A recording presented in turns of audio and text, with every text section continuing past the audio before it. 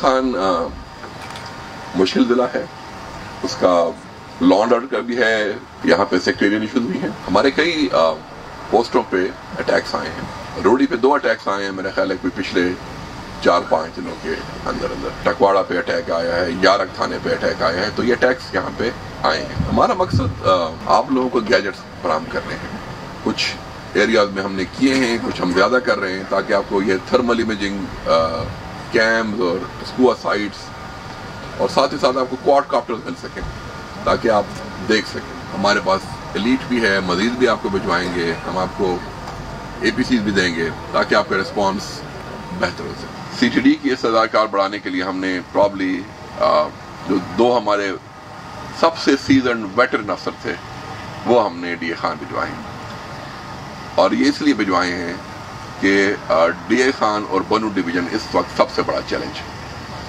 یہ ایک ہی پولیس ہے، یہ فریکشنز تو صرف پہچان کے لیے ہیں کہ یہ ایف آر پی ہے، یہ ایلیٹ ہے، یہ سی ٹی ڈی ہے، ایک ہی پولیس ہے اور ایک ہی مقصد ہے کہ اس اللہ کی زمین پہ ہم امن لے آئیں۔ مجھے یقین ہے کہ آپ سارے دوستوں کے توسط سے یہاں پہ ہم امن لانے میں کامیاب ہوئیں گے۔